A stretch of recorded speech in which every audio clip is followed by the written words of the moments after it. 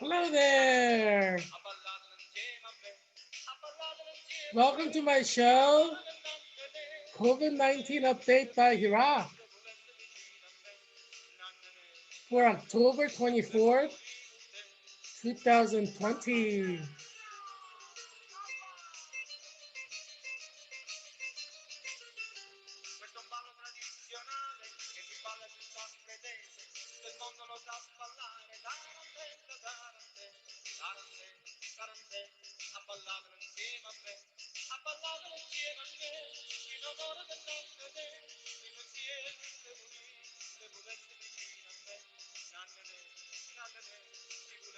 Do you think the heads of the liberal progressives will fly?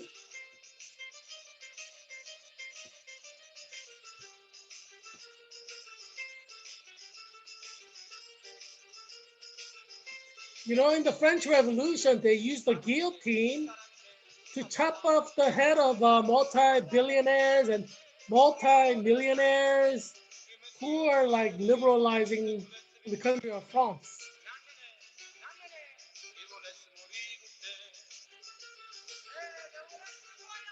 You know, what is it with revolutionary movements wanting to chop off the heads of wealthy billionaires and wealthy millionaires?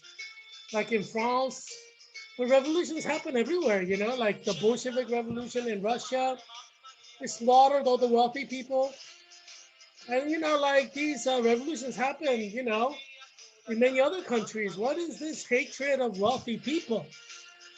You know, historians have said it's not their wealth that angers the common folk, but it's the liberalism, the progressivism that leads them away from traditional culture, traditional religion, traditional practices. So some historians have said it's when people who are elite or wealthy act in immoral ways that hardworking working class get angry. They feel like leaders should know better than become immoral. Wealthy people should bear the responsibility better than wasting their wealth on immoral things. You know, so they say anger of the common folk, the working class, and the working class is always around 80% of the population to 99% of the population. Most of the middle class are obviously working class because they're working in very intense jobs that is draining. Um, but you know, obviously, if you're a CEO, you know, life is pretty good. You know, you have 2 hour lunches. You know, you make business deals over golf. You know, that's the life of the CEO. Um, you know, and there are a lot of people who just live off their wealth. You know, when I went to University of Pennsylvania reunion, I was talking to several people there who graduated from Wharton, and you know, they say they make like $1 billion a year. And I said, well, you must work really hard for that billion a year. And they said, well, not really. I work like 3 hours a day. Um, you know, it's like, whoa. Because, you know, the idea is that he's managing all these retirement funds.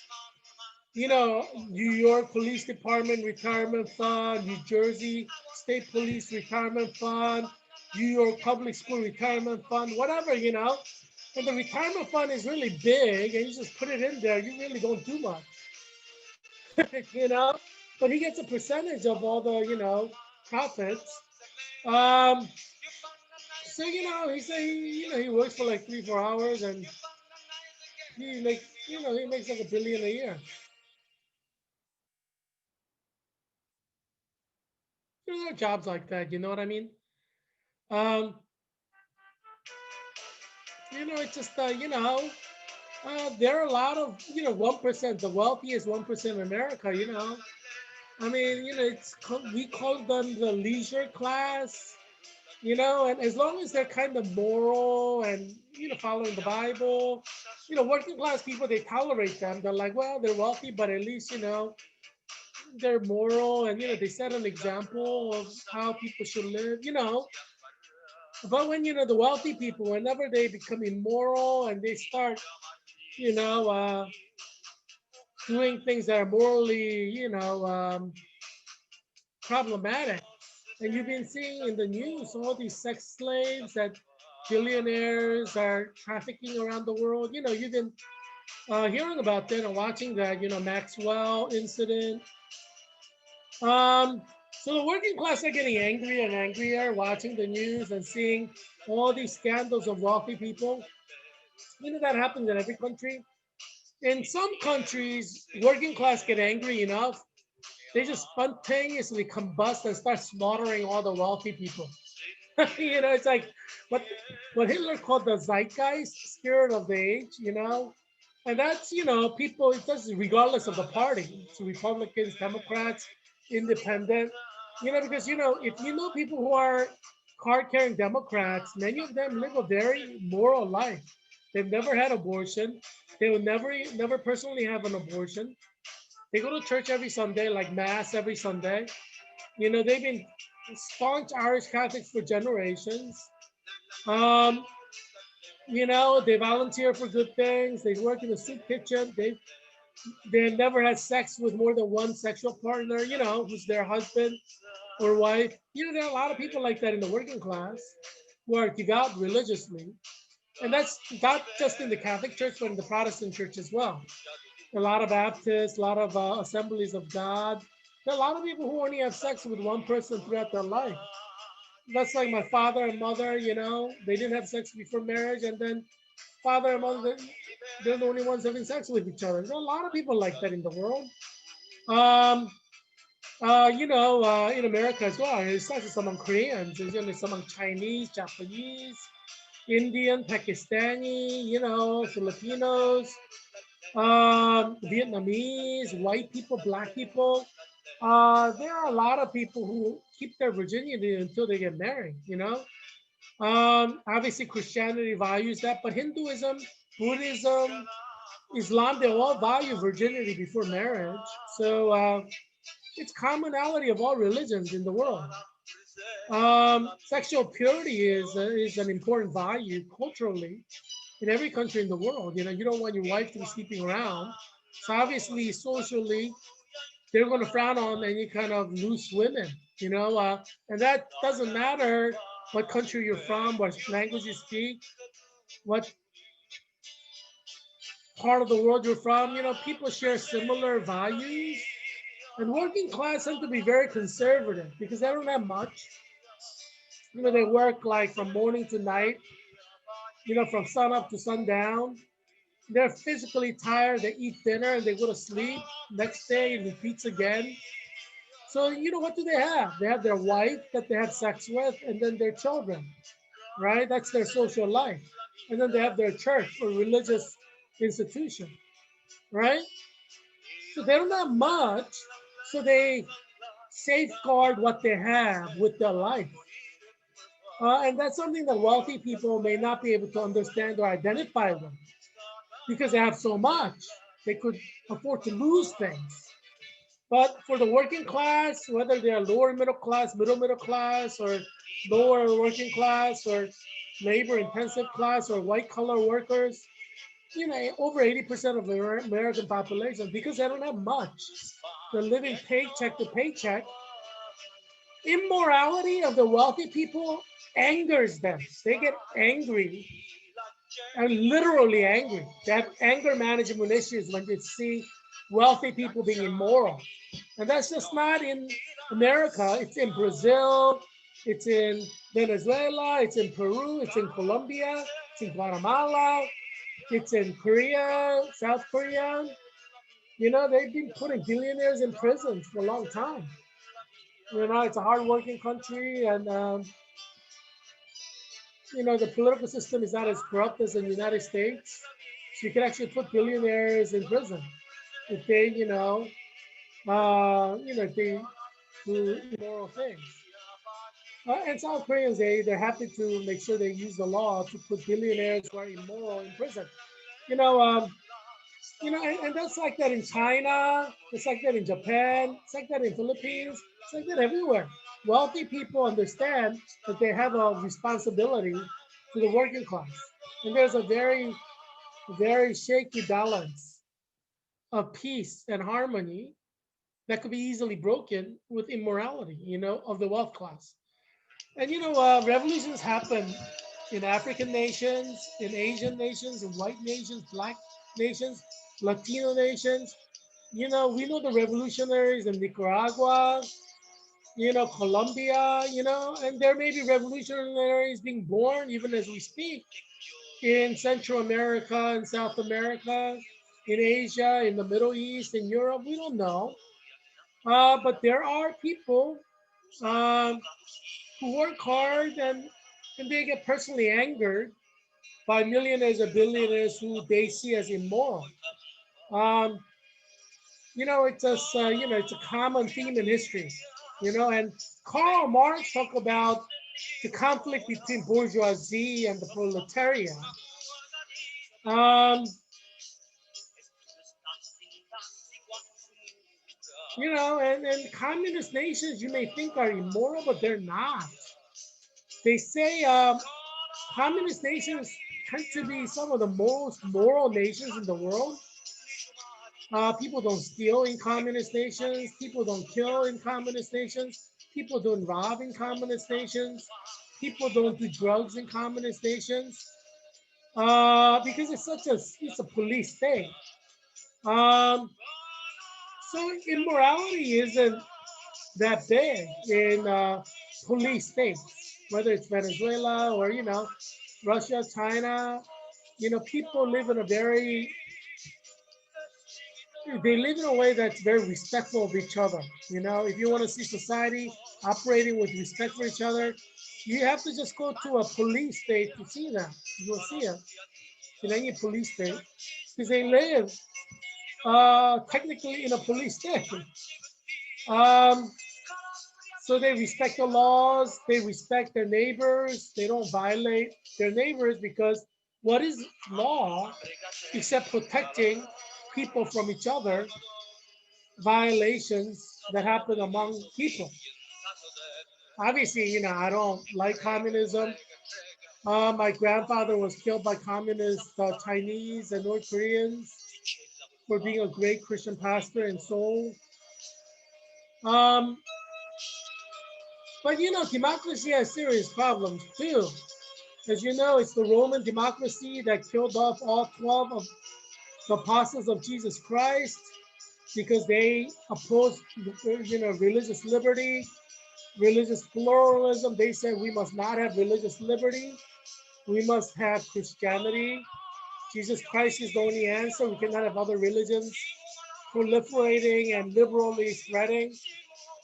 And obviously, under the Catholic Church in the Middle Ages, there was no religious liberty. In the Bible, there's no religious liberty, really. When you read the Old Testament, there's no religious liberty. When you read the New Testament, there's no religious liberty. Jesus never says we should respect other religions.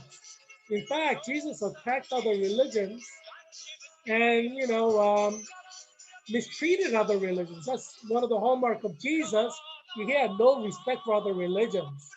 He was disrespectful of other religions, disrespectful of people from other religions, mistreated people of other religions. Obviously, don't take my word for it. Just read the Bible for yourself, Matthew, Mark, Luke, and John. And look at the way he treats people of other religions. He's very disrespectful, downright insulting, and mean and offensive. And Jesus intentionally was offensive to people of other religions because Jesus did not believe in religious liberty. He did not believe that you should respect other religions. And that's why Jesus Christ said, I am the way, the truth, and the life. No one comes to the Father except through me. Right? I mean, he offended every religion when he said that. Right? He offended the Jews because he's like, no one's going to come to the Father God except through me. Jews are like, hey, we don't want to go through you. We don't believe you. Like Israel now doesn't believe Jesus Christ is God. Right? Ask your Jewish neighbor if they believe Jesus Christ is God. Ask your Jewish neighbor in Arlington, where you work. Ask your Jewish neighbor, Jewish friend, do you believe in Jesus as God? Do you believe that he's the only way to the truth, life, and no one can come to God the Father except through Jesus? They'll say no. It was the same in Jesus' time when Jesus said, "I'm the way, the life, and the truth. No one comes to the Father except through me." He was being deeply offensive and intentionally offensive because Jesus does not believe in religious liberty. He opposes religious liberty. Obviously, Rome being democracy, believe in religious liberty because that's what democracies believe in. And Roman Empire wanted to safeguard religious liberty as a value, and that's why they arrested apostles of Jesus Christ and put them in prison. Because democracies do not like Jesus, democracies do not like the fact that Jesus claims to be the God and the only savior of the world. So democracies imprison Jesus. Jesus would be arrested in America today. Law of the land in the United States of America would arrest Jesus Christ and throw away the key. Yeah, you think Jesus likes America and America's laws? I mean, if Jesus were here today, he would be arrested. He would have an FBI file this big. I mean, Jesus doesn't like democracy. He attacked Roman democracies. He attacked other religions on a daily basis during his 3 years of ministry. Why do you think people of other religions tried to keep killing him? They said in the Bible, Jews tried to kill him. The Jewish religious leader tried to kill him again and again and again. They plotted to kill Jesus, according to Matthew, Mark, Luke, and John. Why do you think the Bible records that? Obviously, these are historical events. It's history that Jesus was crucified. Do not deny history. It happened. There are always going to be people who deny history. It didn't happen. Holocaust did not happen. The crucifixion of Jesus did not happen. There are people who deny history. Yes, it happened. Jesus was crucified. There are people who are going to try to deny history, but Jesus hated democracy. So, democracy is not something that Jesus will fight for or wants Christians to fight for. That's just not what Jesus is about. Because Jesus opposes religious liberty of other religions. I mean, why do you think for 1,500 years, 1,500 years, in Christendom in Western Europe, there was no religious liberty? You think, they were just going against the Bible for 1,500 years? No, because that's what God wants. God doesn't want religious liberty. That is very clear in the Old Testament. It's very clear in the Ten Commandments, for God's sake. Thou shalt not have any other gods before me. Thou shalt not make for yourself an idol. 10 Commandment 1, 10 Commandment 2. First 2 commandments is against religious liberty. That's why when Ted Cruz talks about religious liberty, I say, screw you, Ted. Screw you, Ted. Screw you, your whole family, Ted, because you break the 10 Commandments. You oppose Commandment 1, you oppose Commandment 2. Screw you, Senator Cruz, for opposing 10 Commandments. If you don't repent, you'll rot in hell forever for opposing First Commandment and Second Commandment and 10 Commandment. I honestly believe that Ted Cruz is going to hell for espousing religious liberty. Because that's a sign of a reprobate, meaning somebody who's not truly born again will try to protect other religions, which goes against the 10 Commandment, right? 10 Commandment doesn't want Ted Cruz to protect other religions. He could just keep his mouth shut. If he doesn't want to talk about it because he's chicken, then, he can just keep his mouth shut. But the moment he opens his mouth and starts defending other religions, that's when he's actually against the 10 Commandments. You see what I'm saying? That's why I honestly believe Ted Cruz is going to eternal damnation in hell, because he stands against Commandment 1, Commandment 2, and the 10 Commandment. Anybody who pushes religious liberty is going to eternal damnation in hell. Like publicly pushes it. Because that's against the 10 Commandments. What do you think 10 Commandments are all about? What do you think Jesus means when he says, thou shalt have no other gods before me? You try to proliferate other gods in America through religious liberty. Do you think God's going to say, well done, faithful servant? You think that's what God's going to do when you die of COVID? No, God's going to say, screw you. Screw you. You're going to go to eternal damnation in hell. Screw you. That's what Jesus would say. He may not say screw you in those exact words. But you get the point. I'm paraphrasing in terms they can understand. You fight for religious liberty of other religions, you're not going to heaven, right? If that becomes your agenda, you're not going to heaven. You're going to eternal damnation in hell. So either keep your mouth shut so that you don't incriminate yourself. Silence is golden, right? It is a violation of God's law for you to perpetuate other gods or other religions in America. If you don't want to go to hell, just keep your mouth shut, right? Then you didn't violate the law of God if you just keep your mouth shut, Ted. You see what I'm saying? And that goes for Franklin Graham. That goes from Joel Osteen. That goes for John MacArthur. That goes for Tim Keller. That goes for John Piper. If you're not going to preach the gospel, and Jesus is the only way, the life, and the truth, no one comes to the Father except through me, just keep your mouth shut, Franklin. Just keep your mouth shut, Joel. Just keep your mouth shut, Tim. Just keep your mouth shut, John. So you don't go to eternal damnation in hell. You think, well, God's going to let you in heaven just because your name is, oh, I'm a Franklin Graham. Oh, I'm John MacArthur. Oh, I'm John Piper. Oh, I'm Dr. Jeffries. Oh, I'm Joe Osteen. I'm Tim Keller. You think God's going to let you in heaven because you drop names? God doesn't care about your names. You don't abide by 10 commandments, and you purposely stand against it. I mean, you may sin, but you can always ask God for forgiveness because you're humble and you submit to the 10 commandments. But if you go around saying religious liberty for all religions, you're going to eternal damnation in hell. That's 100% guaranteed. Reverend Franklin Graham, Reverend Joel Osteen, Reverend Tim Keller, Reverend John Piper, Reverend John MacArthur. You will go to eternal damnation in hell if you keep pushing religious liberty. So just keep your mouth shut.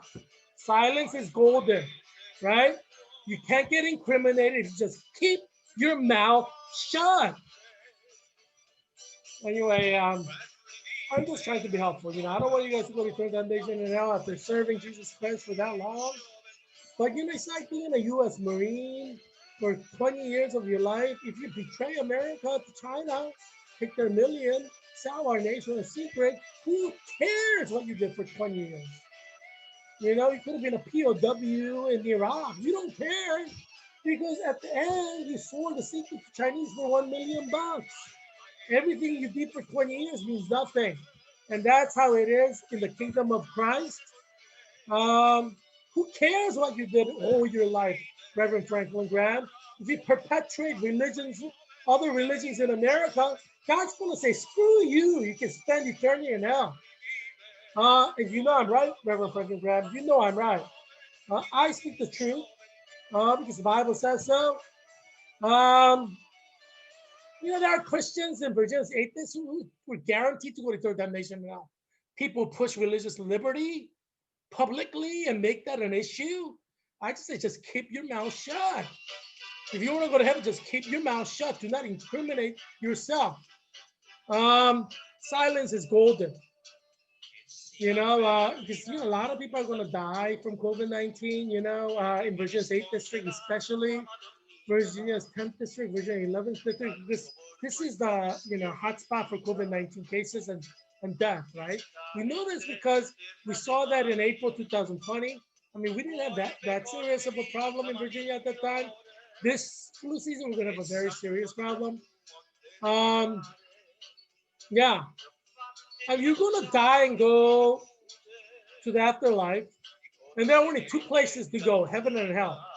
If you support religious liberty, you perpetuate other religions in America, you will definitely go to hell.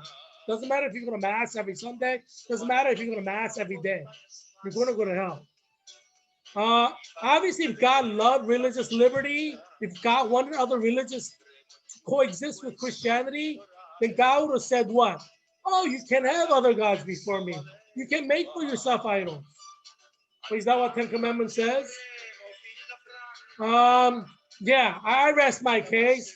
I am 100% certain that you will go to heaven If you say Jesus is the way, the life, and the truth, no one comes to the Father except through Jesus.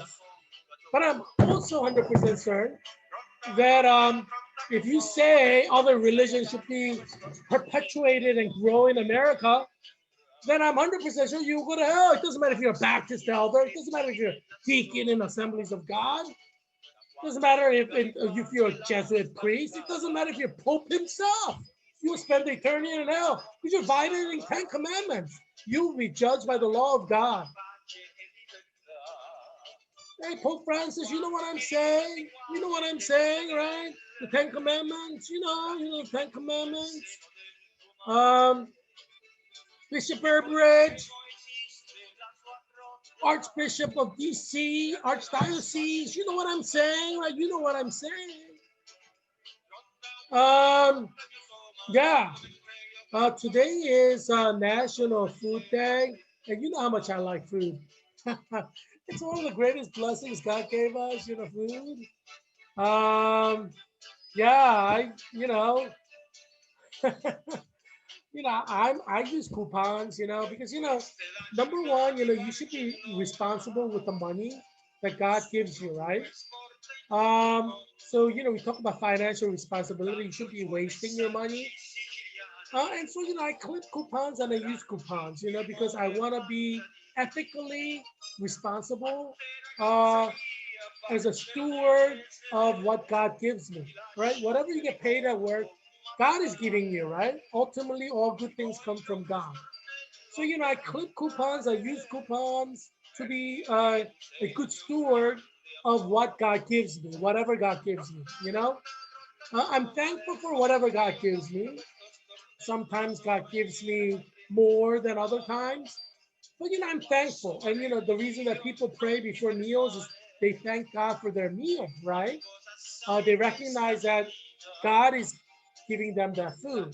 Even though they worked hard, 8 hours at a warehouse in Walmart, and got the paycheck, and that paycheck is paying for the food, they're not saying, I'm paying for this food, I am the author of this food. Right? Christians say, well, God is the one who gave me this food, even though it's you who worked for that food. God didn't work for that food. You know why? Because you will not be able to work for that food if you got diabetes and you have to chop off one of your legs. How are you going to work in a warehouse in Walmart, right? That's why a lot of disabled veterans become homeless. Some of them commit suicide. Especially if they're not married. If you're married as a soldier and you become disabled, and she's a good Christian woman, she will take good care of you, and you can work together to build a life with the tragedies you experience as a soldier in Afghanistan. Daniel Gade, who is a great man, I like him a lot.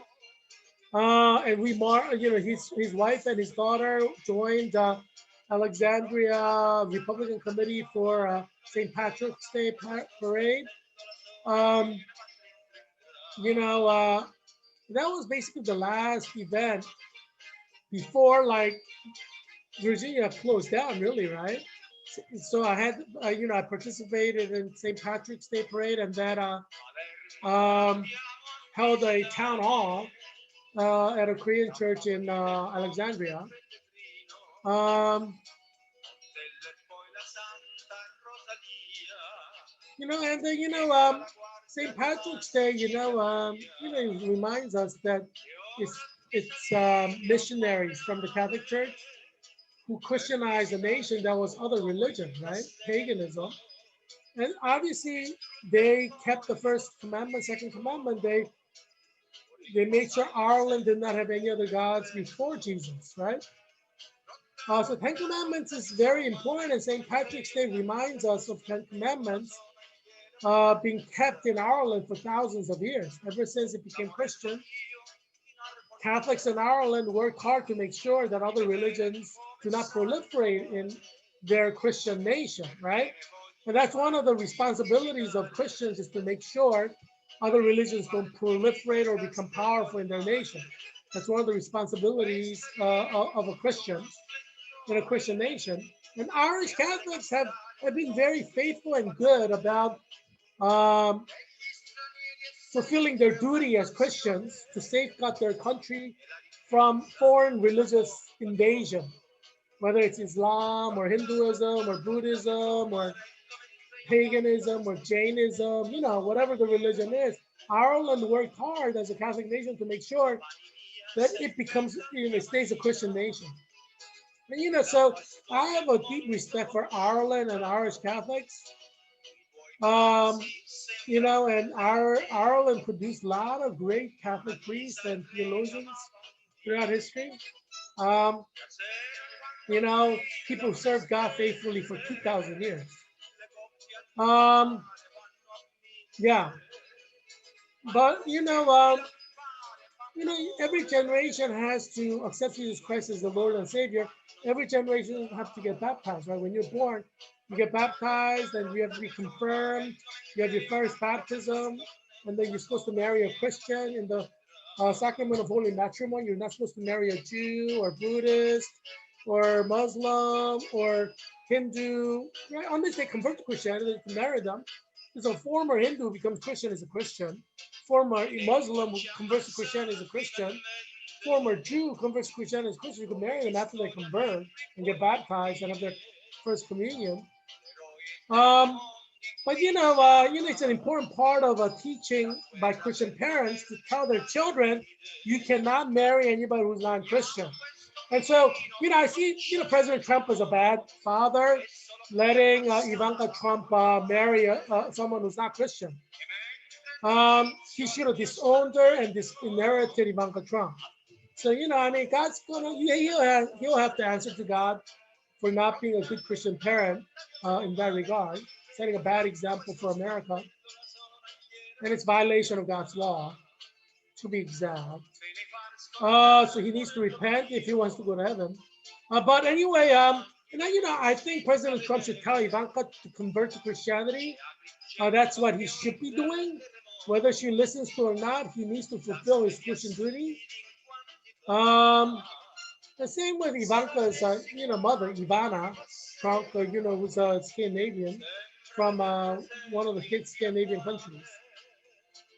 God holds you responsible as Christian parents if you give a blessing to a marriage with non-Christian.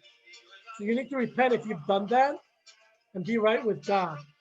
Because you may die from COVID and you may end up in eternity in hell if you didn't repent of that, which is a serious sin in the New Testament, age of grace.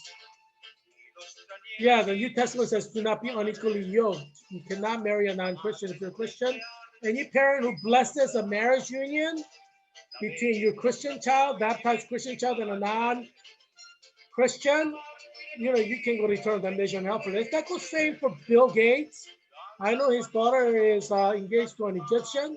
If he's baptized, confirmed, his first baptism, and he becomes Christian, she can marry him. But if he's Muslim, then she cannot marry him. Bill Gates has a responsibility to disown his daughter and disinherit her, like leave her penniless when he dies. That's an obligation of all Christian parents. Yeah, it's serious. You cannot let your children marry a non-Christian. It's serious. Bill Gates.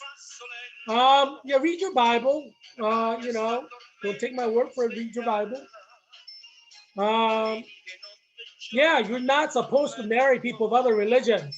And that's a very important thing. As you know, I'm Heerak Christian Kim, independent candidate for US Congress of Virginia's 8th District. I find, all these, religious liberty talk offensive.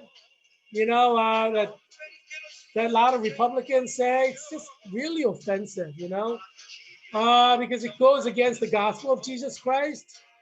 You should say sorry to me for trying to perpetuate religious pluralism in America. It's deeply offensive to us Christians in America. So you're trying to perpetuate other religions in America. And you owe me an apology for working so hard to perpetuate and proliferate other religions in America, because that goes against everything that the founding fathers stood for. At the time of founding fathers, everybody was Christian, 100% of our nation. Um, and that's what Jesus wants. 2,000 years of Christian history emphasize this. 2,000 years of Western civilization. So you offend me when you keep talking about religious liberty and try to proliferate other religions. You offend me, you owe me an apology. And so I'm very happy I'm running as an independent.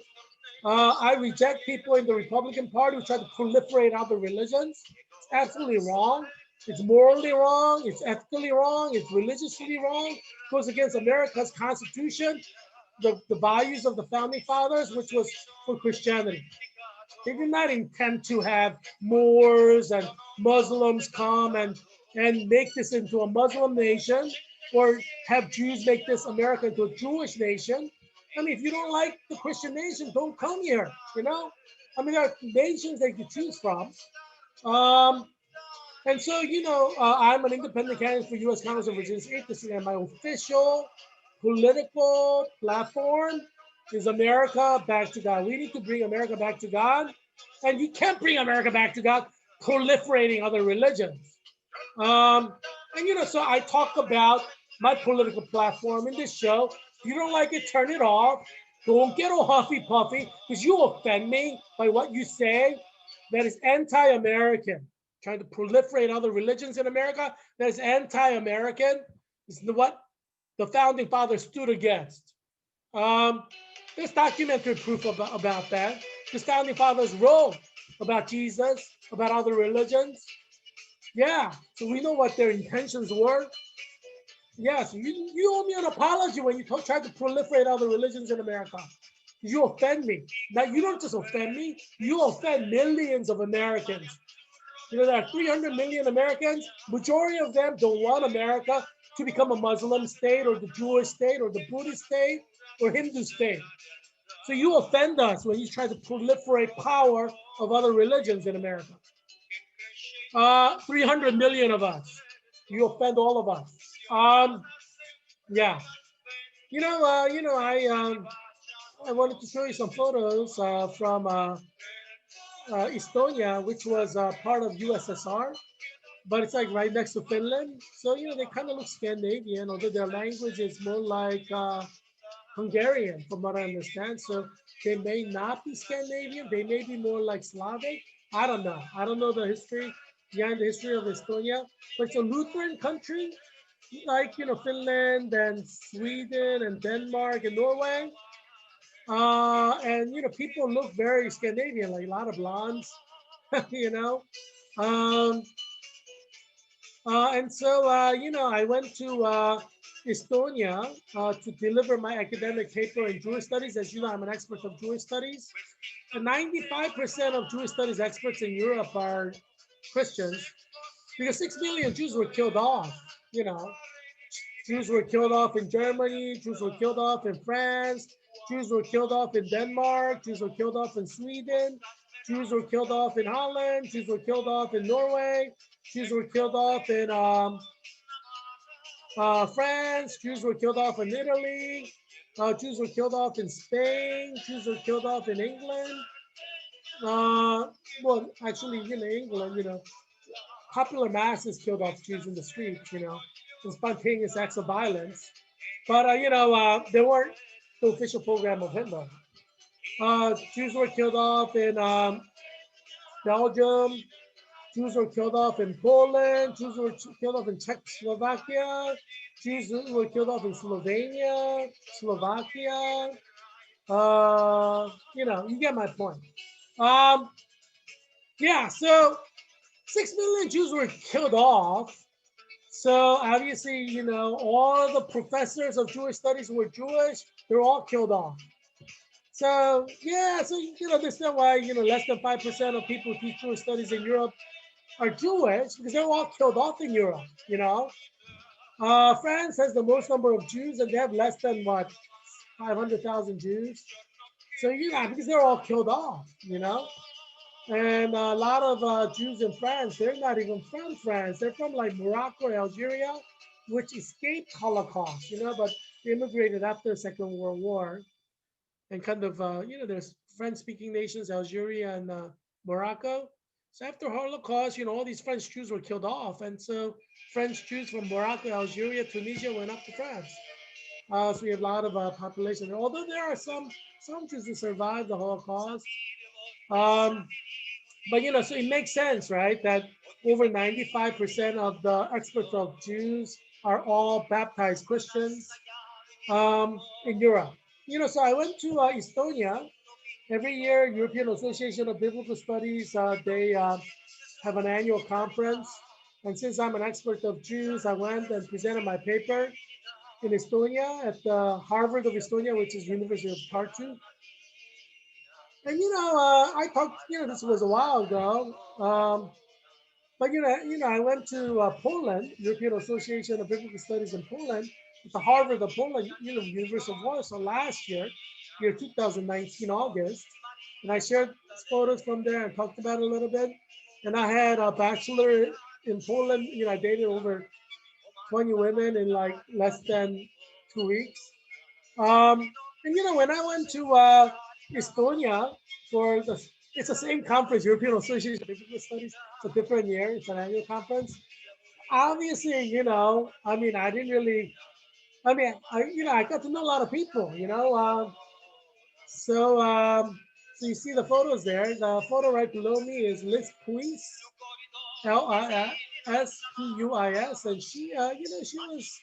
she's pretty. So I started talking to her, and she's now a medical doctor in Estonia.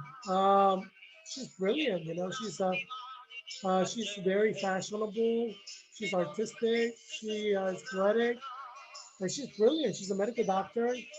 So I wanted to go over and see her. She's fairly young. Um, so I wanted to go over to Estonia and see her. And I used to Facebook chat with her.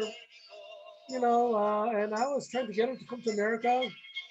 So I said, come to America.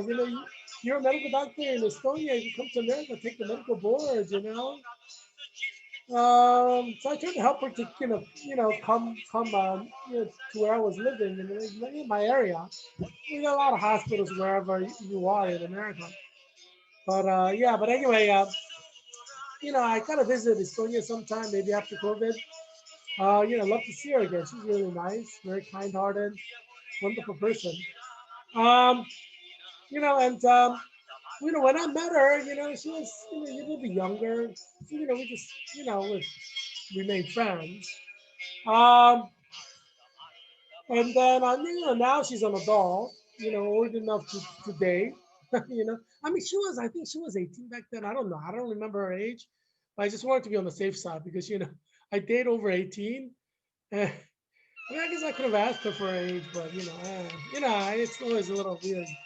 Um, but anyway, I saw a manager of a bookstore at near University of Tartu.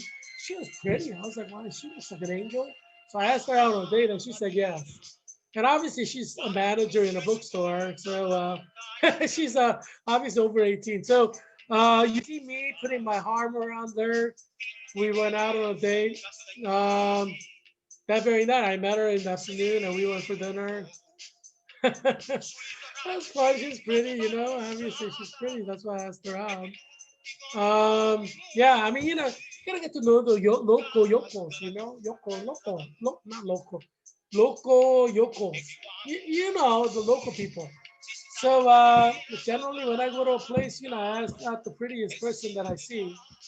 One, you want to learn about things, but it's always nicer looking at a pretty woman who tells you about her country or culture, So that's why I generally ask the prettiest people that I see out to spend some time with me, get to know her, get to know her country, get to know her culture, get to know her cuisine. Although I took her out to a Chinese restaurant, so I wanted some privacy, because, and I mean, I figure, she may be more interested in trying out something different. Although it's a Chinese restaurant in Estonia, so I don't know, I guess it wasn't the best idea, but and she probably went there because how many Chinese restaurants are there in Tartu, right? So I should probably just gone to an Estonian restaurant, or try to look at a French or restaurant or something. But anyway, I mean, I met her in lunchtime.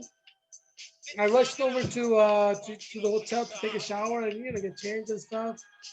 and basically, walk back, and it was like dinner time. So, you know what I mean? Yeah, but anyway, yeah, I did some traveling. Whenever I go to a country for academic conference, I try to spend some time, visiting their, cultural sites, geographical sites, tourist sites. This is what am I going to do? Go back for tourism? Unless, like, I guess I can, but time is money, man. Time doesn't stop for anybody. Time keeps running. Um, so I went down to this lake, the southern tip of Estonia. Took a bus there, and there was this lake that connects Estonia to Russia. You could, like, take a boat from Russia to Estonia. you know, you cross the border without passport. I guess there are people guarding, especially on the Russian side. You know how the Russians are about border crossings, shoot to kill kind of anxiety. You know what I mean? Those Russians. But anyway, so I took a boat, and it was a rowboat. I mean, I'm more used to motorboat. I mean, geez, rowboat. I'm just like for kindergarten, elementary school. But anyway, there are people who are physically fit and they rowed. The guy on the right, who's like a model from Netherlands, and those two Estonian women. One of them was really fit, so she rowed, and he rowed. I didn't row, and the woman with the white hat didn't row either. She's like a curator in the Museum of Tartu, or one of the museums in the biggest museum in Tartu.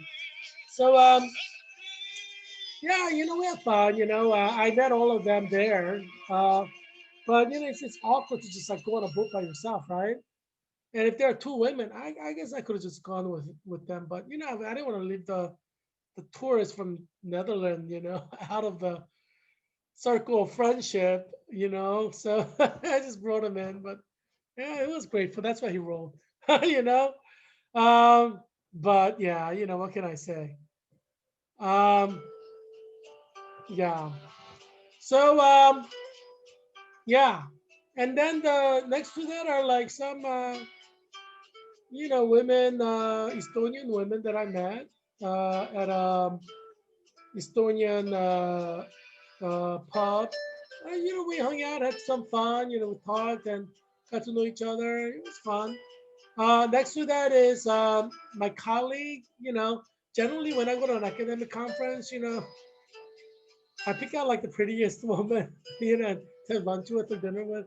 Generally, I mean, there is, like, you have pretty colleagues who are not married who you may end up marrying. It's always a possibility. So, you can't pass up an opportunity. Opportunity presents itself. You know what I'm saying? So, yeah, she's from Belgium. She's a professor of Hebrew and Jewish studies at Catholic University of Leuven. She's Catholic, very pretty. Her father owns, 400-year publishing company. I mean, people in America can say that. She may be like noble or royal. I don't know. I should ask her. A lot of theologians are royalty or nobility. It's like one of those things, that royalty and nobility do. Study theology, And at least in Europe, they have all the money and land that, you know, kill time by doing some theology. It's an aristocratic art form, in Europe, aristocrats do theology. And it was like that in the history, right? A lot of aristocrats, they became theologians. That's why European theology was so good because they were highly educated from very beginning onward, from like the time they were born. Best educators in the world, and so we have good theology from Europe. Um, Italia, Italia gave us a lot of theology as well. Great music, great art. Christianity inspires people to write music, write poetry, write books, create art. Christianity probably is the number one inspiration for artists in the world, in the history of the world. Yeah, Christianity is great. That's why I'm a Christian. It's like the superior religion. It's like the best religion in the world. I don't know why anybody would be anybody else. Why would you want to be like another religion, you know? When you have Christianity, which is the best religion. As you know, I come from people who are Buddhists. My whole family has been Buddhist for 5,000 years. Well, they were like, Buddhists as soon as Buddhism entered Korea.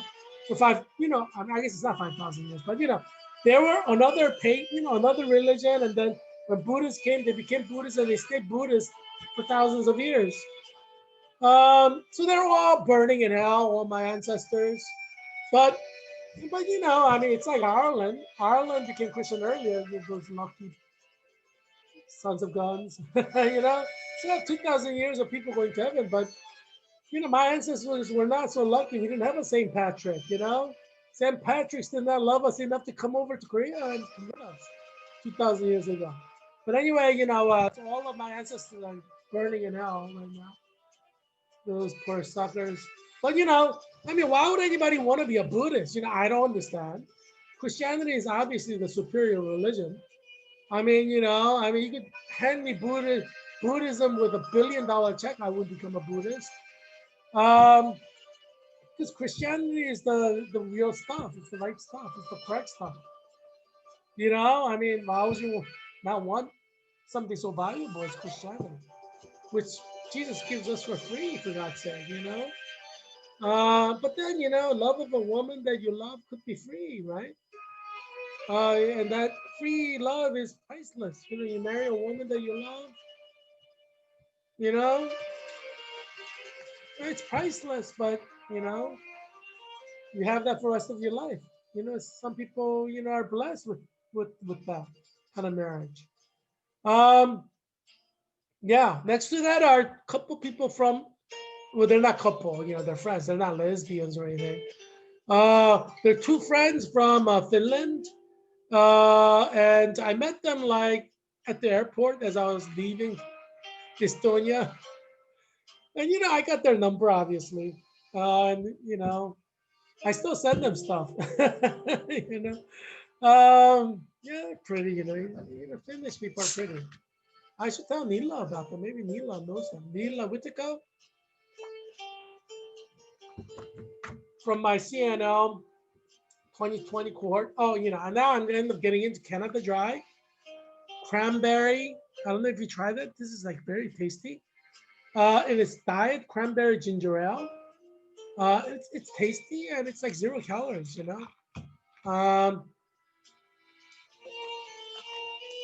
Doesn't have the caffeine, so if you're Mormon, you can still drink it. It has the taste without the sugar that makes you fat. Yeah, I like it. Yeah, just to let you know, Giant, Giant Foods, they're having a sale for like $4. It's $1 each. Normally it's like $2.30 for something per one. So if you buy four, it's like $10. You save like $6 if you buy four, because it's like $4 now at Giant. So I'm like, man, I'm not gonna pass that opportunity up. I went to shopping at Giant this morning. Yeah. Anyway, what are the top 5 COVID-19 countries in Europe? Russia's number 1 with 1,487,260 cases. At the 2% death rate, they have 25,647 deaths. France is number 2. And, France is basically having curfew for 60% of the population, but France needs to shut down the whole country. Look at this. They're going to be number 2. And, death always lag behind, like 4 or 5 weeks.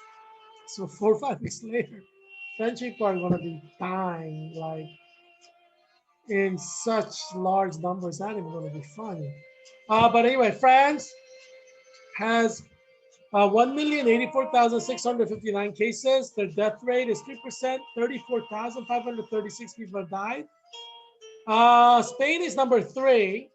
And, they have 1,046,132 cases.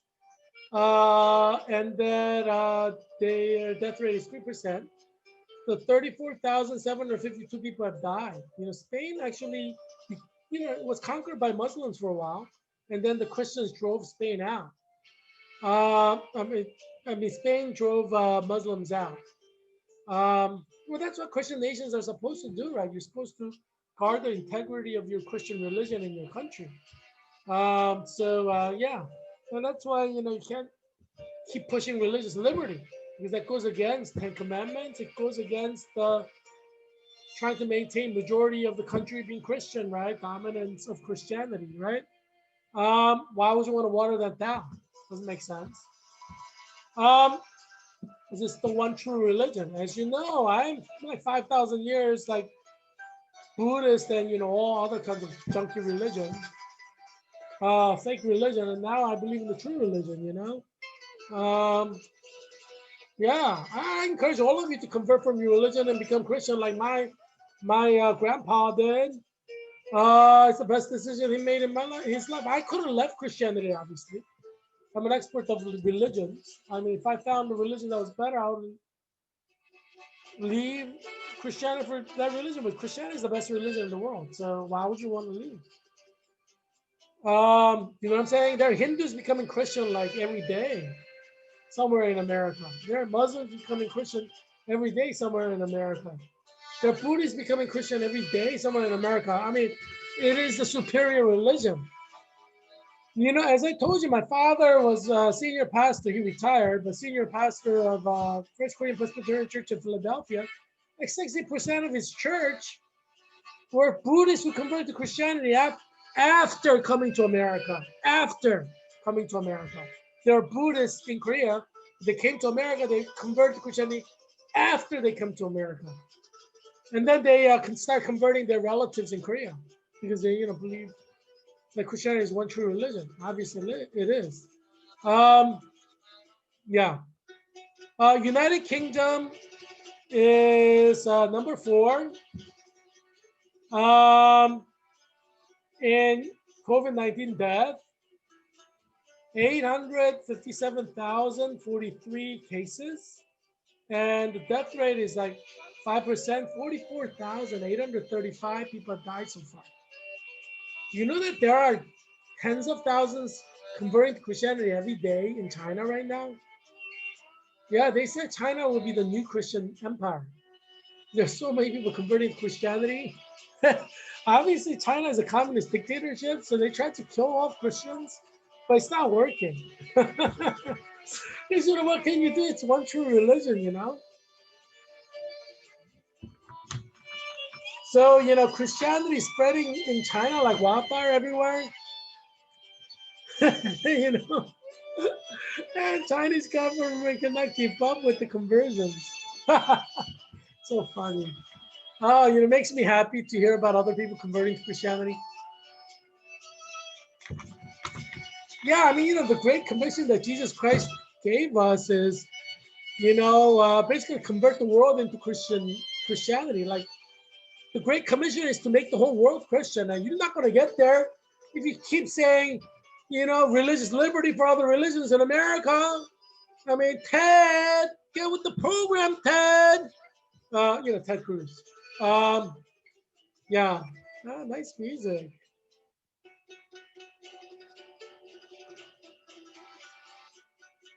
The Italians joined Hitler. The Nazis. That kind of shocked the Jews. Jews are like, but Italians gave us all that Michelangelo and all these Italian art and music. How could they side with Hitler and start slaughtering us? That's what Jews were thinking. Little do you know, all of Western civilization is anti-Semitic. Just give them the chance, man. You know what I mean?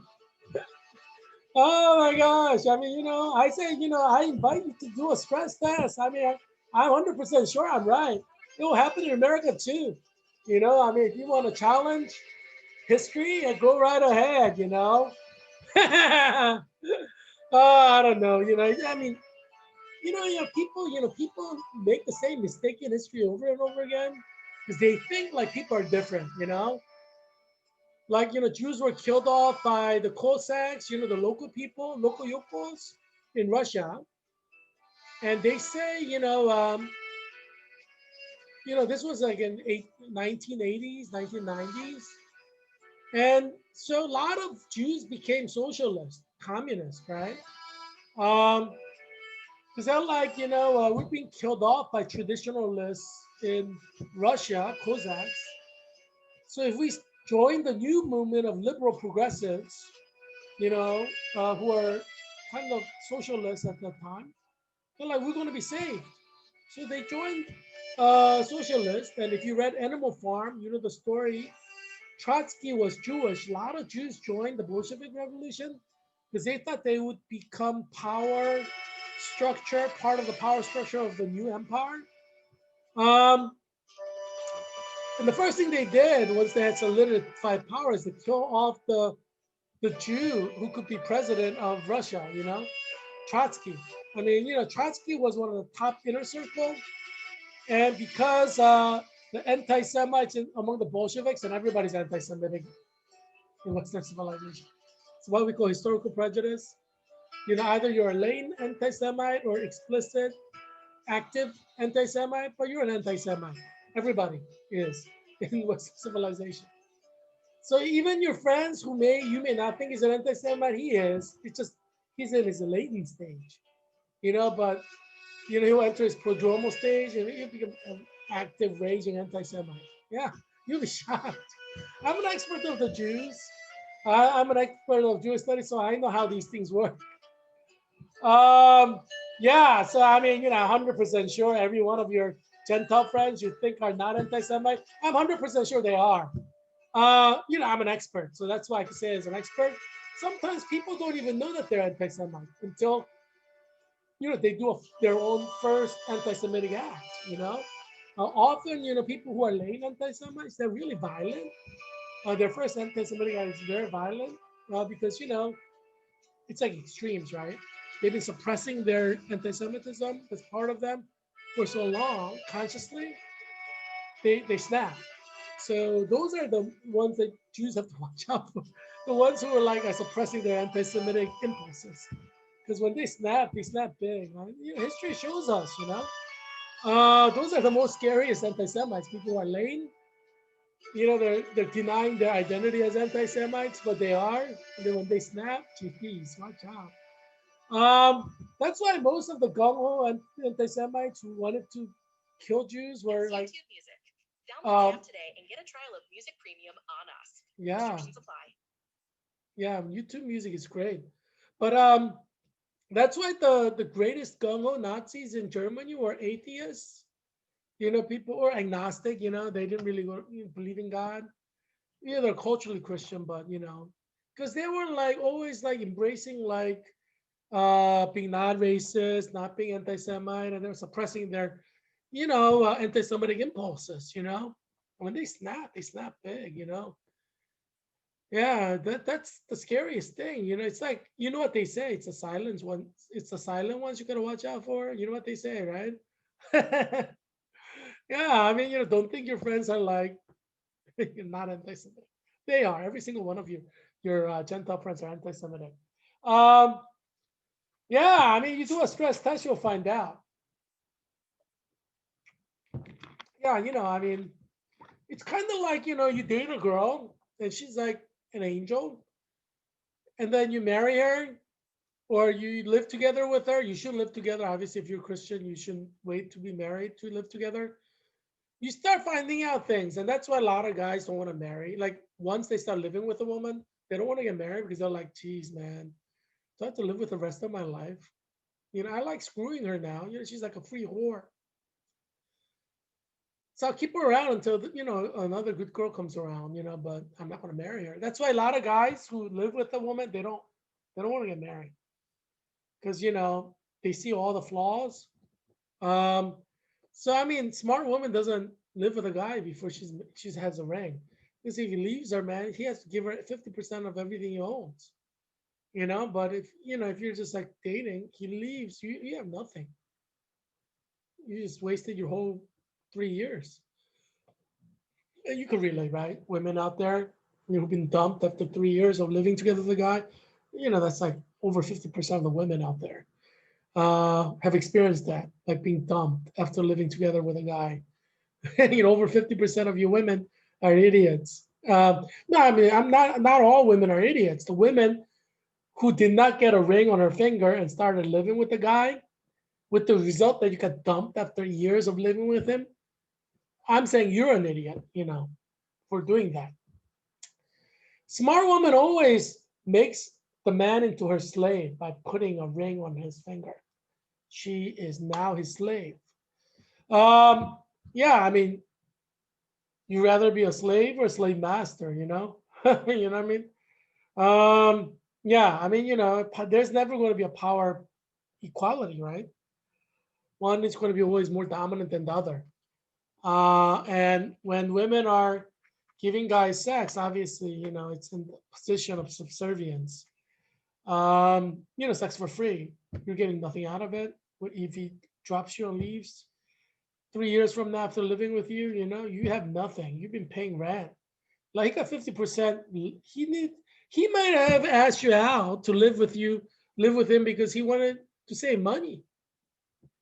Have you thought about that? If you're in Arlington, an apartment is like 1,000, one bedroom apartment is like 1,000, 600.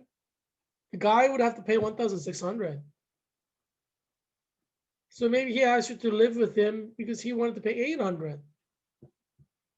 I mean, over a year, he's saving 8,000. I mean, buy a car with that.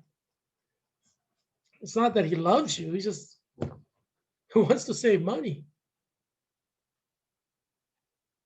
Yeah, smart women know these things, Dumb women don't understand. You need to pay attention to nonverbal cues because, what men say is not what they mean or what they think. But women cannot catch the nonverbal cues of the guys. That's why they get screwed over again and again and again throughout their life. Because women are really bad at catching nonverbal cues of guys. They just believe what the guy says and they get screwed over again and again throughout their lives. Yeah, what can you do? But there are smart women who refuse to live with a guy until he puts a ring on her. Those are the smart women. They do exist.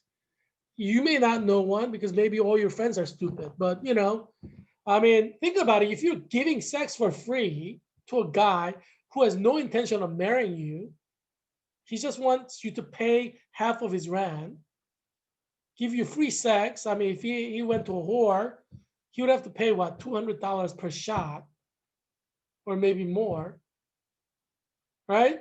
Now you're giving him free sex for free. I mean, you're like a free whore. I mean,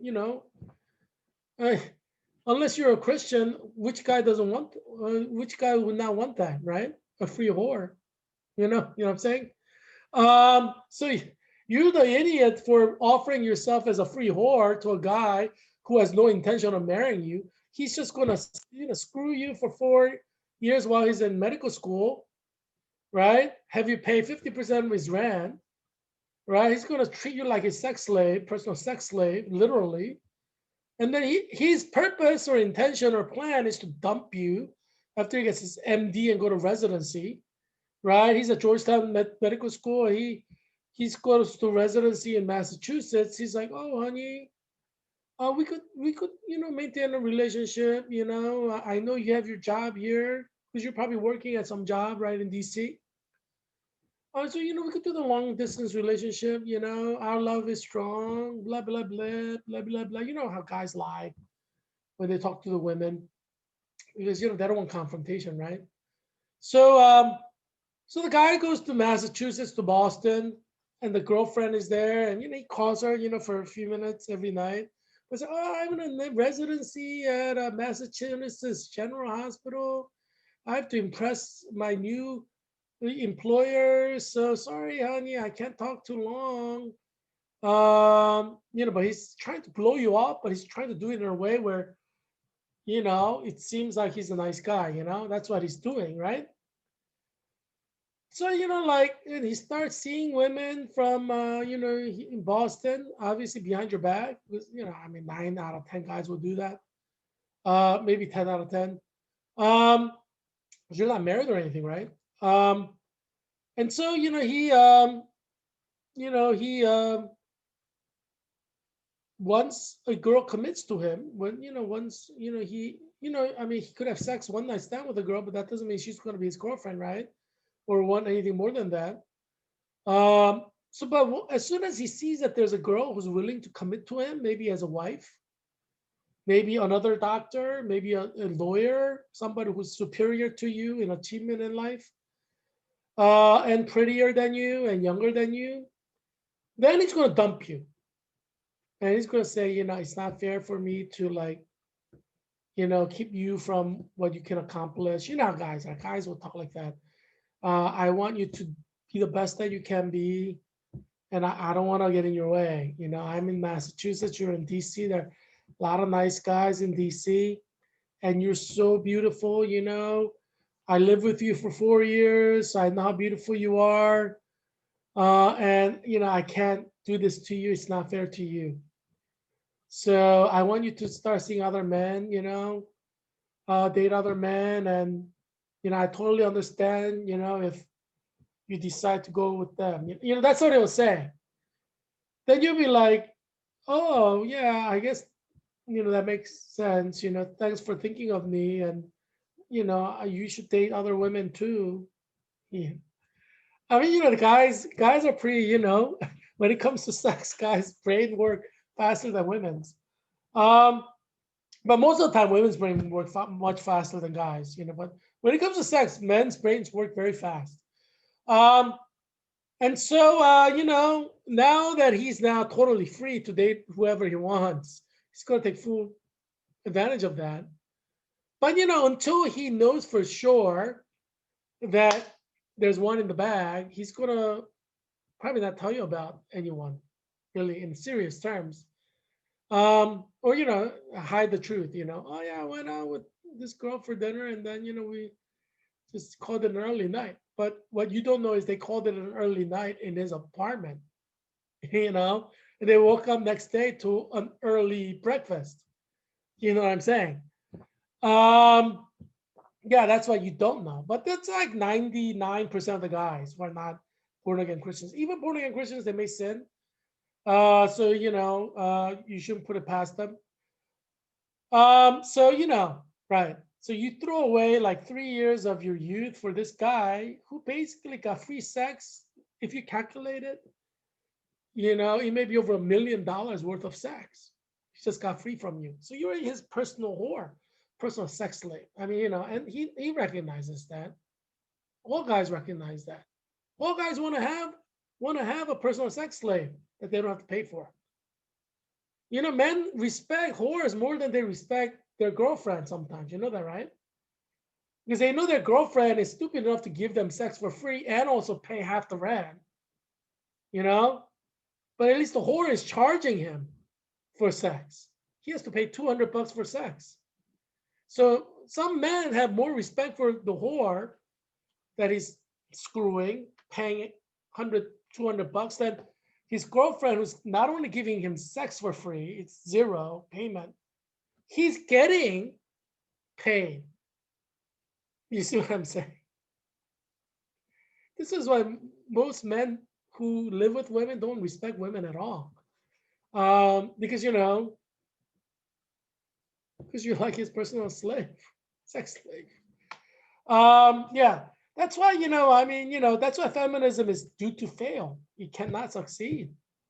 Because all these women are making themselves into free prostitutes for the men that they're living with. How do you expect men to have respect for you? You know what I'm saying? So you will not succeed. You're like doomed to failure. Women's movement is doomed to failure because of that. Why do you think we've never had a woman president? Because men in America do not respect the women. Oh, they say they respect you, of course. I mean, men will lie to get into your pants.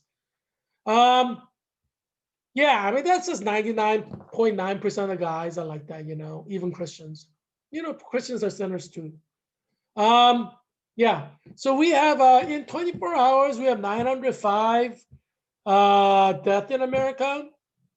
So the death numbers in America is at 224,771.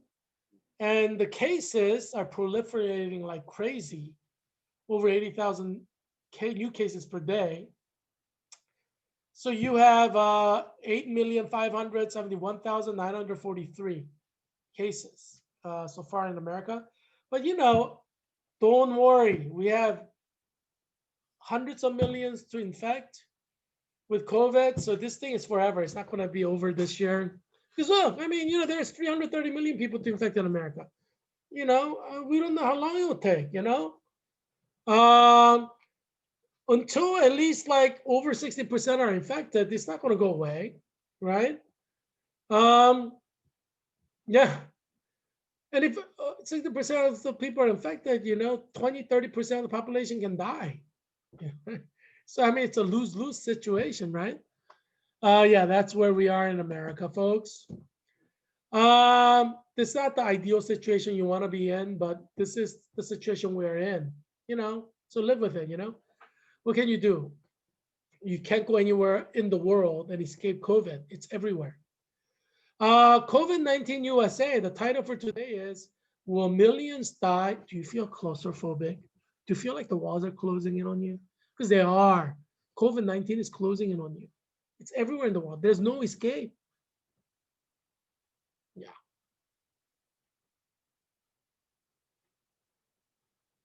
So people are feeling claustrophobia in open space. That's kind of an interesting concept. Can you say it's claustrophobia if you're feeling it like outside? There's COVID everywhere. It's like air you breathe. And it's proliferating at a serious rate. I mean, geez, you can't even see it. You don't know where it is. Wherever you are, it could be there. It's like the Holy Spirit. Holy Spirit is everywhere. So COVID-19 is like a metaphor for Holy Spirit. Yeah, both are invisible. Holy Spirit could reveal himself, but,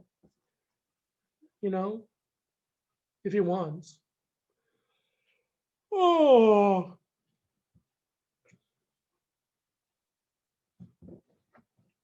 Um,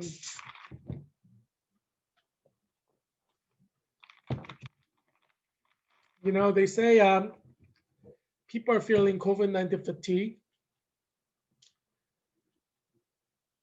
It's like anything. People die from all kinds of things, right? If you have cancer, you get sick of cancer, and you may just give up. People, you can feel fatigue. There are cancer patients who feel fatigue and they just give up. There are cancer patients who fight until the end. Some die, some survive. And COVID-19 is no different.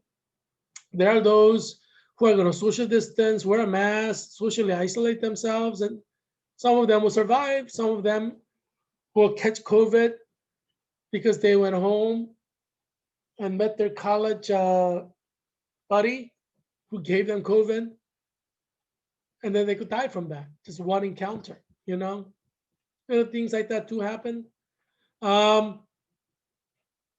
Maybe you get COVID trick or treating. The guy who opened the door and that chewed on you, and he has COVID, and you got it, and you die from it. That's possible. Yeah. But right now, one of the interesting things that we see in America is Midwest USA, heartland of America, is having exponential growth of cases, and deaths are beginning to start. So 3-4 weeks, we can see hundreds of deaths in every one of these states, possibly. You know how we had like over 3,000 cases in California, Texas, and Florida in the summer? And the deaths start rising in these 3 states, like hundreds each. So you could expect this from like Midwest, all the Midwest states that have like thousands of cases. You can expect hundreds of deaths coming in a couple weeks, 2 to 3 weeks, that's coming. So like every one of the states in Midwest will see like hundreds of people die.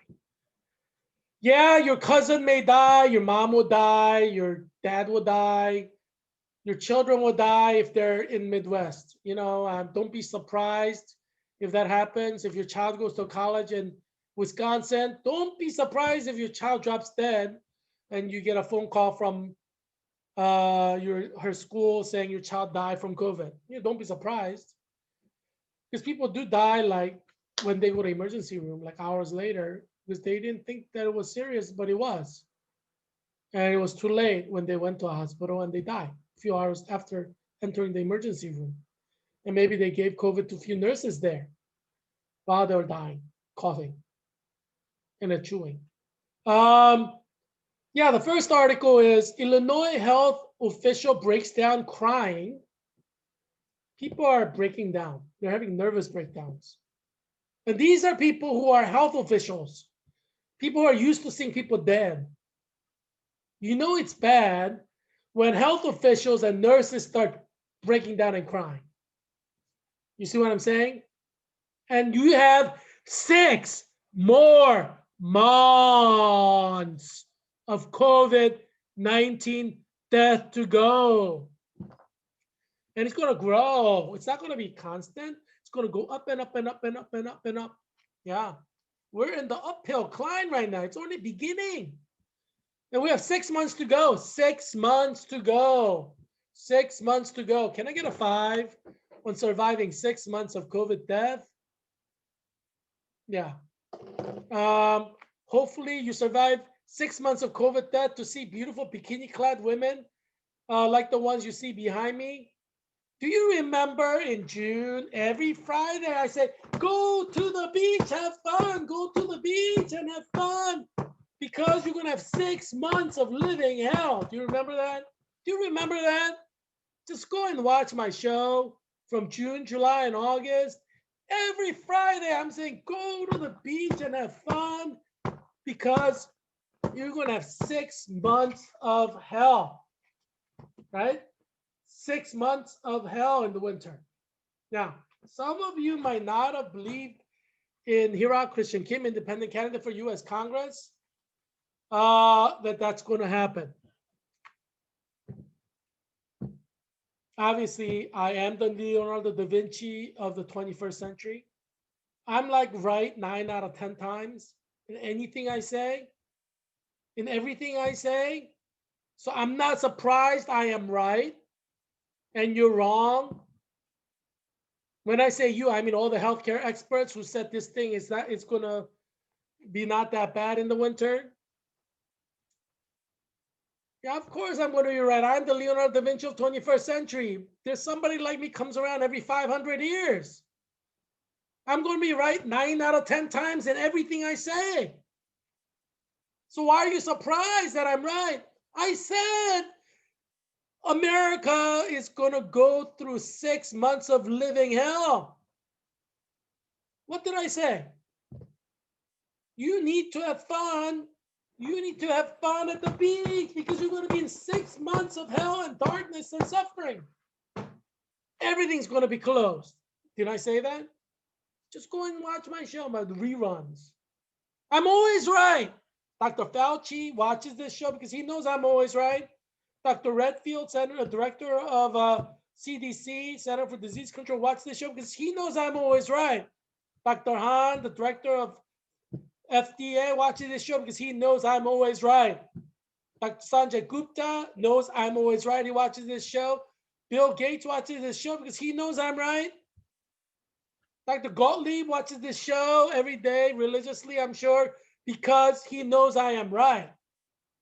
I give direction to all the health care experts in the world because I am the Leonardo da Vinci of 21st century. I synthesize all the facts, data, information into expert analysis that cannot be processed at low level of cognitive processing. That's like 99.9% of the world. I process at the highest level of data processing and analysis. Why do you think Goldman and Sachs became a multi-billion-dollar empire? Because they give advice for pay to companies so that they can survive. What I'm doing here, I am thinking at much higher level than Goldman Sachs. People work at Goldman Sachs, though I consider them like second or third tier intellectuals or people who can do analysis. They're second or third tier. So, and they still make billions. You see what I'm saying? There are people like me in the world. People can think and analyze at my level. There are just there aren't people like that. I devoted my life to being trained by the brightest people in the world in several different continents. I have the academic pedigree that not a single living person has right now. Why do you think I get invited to all these academic conferences? I'm in nursing right now, and I still get invited to like give my paper on Jewish studies. Everybody's like hanging on my every word. They know they need my analysis. I'm right. You're wrong. I'm right. You're wrong. I said COVID-19, we're going to enter the third peak. We are in third peak, but we're actually climbing. We're in the climbing stage of third peak. I said everything will have to shut down. Europe is already shutting down. Parts of America are shutting down. Chicago imposed a curfew because of COVID-19. New York will have to shut down. Washington, D.C. will have to shut down. I'm predicting 1 million people dying in DMV zone, Washington, D.C., Maryland, and Virginia. 1 million people in this area will die. It's logical because, these political people are walking around, moving around, talking and yapping all the time. Of course, they're going to get COVID. It's nothing surprising, right? You have all these embassies bringing people from all these other countries, mixing all different strains of COVID. Yeah, it makes rational sense, right? Yeah, Philadelphia will not let you come from DC without a quarantine. Yeah, you go from DC to Philadelphia, you have to get quarantined because Philadelphia people know that DC is a danger zone. It is a danger zone. You're gonna have so many deaths in DC. It's not even going to be funny in a few months, in a few weeks. Yeah, sorry, I don't want to give you misinformation here. You're looking at massive death in Washington D.C. in a few weeks. Because it's exponential. You think Europe was like what? It was just a few weeks ago. Europe was still like having fun. Look, France has shut down 66% of its country, 46 million people. And they were having fun a few weeks ago, like openly having fun, saying, oh, we beat COVID, we beat COVID. But obviously, Heerak Christian Kim was right. And all those health experts in Europe were wrong. I said, close the schools. I said, don't open the schools or cases are going to spread. Hey, didn't I say that? I did say that, right? Just watch the episodes from months ago. And I'm right. You're wrong. I'm right. You're wrong. I wish I could celebrate, but I'm always so right. I'm almost always right all the time. And I expect to be always right because I'm always right. So, it's not a surprising thing for me. If I were a mere mortal, I'll be like jumping up and down, saying, oh, I was right, they were wrong. But, I'm always right though. So it's nothing new, Yeah, because more cases equal death. More cases, more death. More cases, more death. More cases, more death. More cases, more death.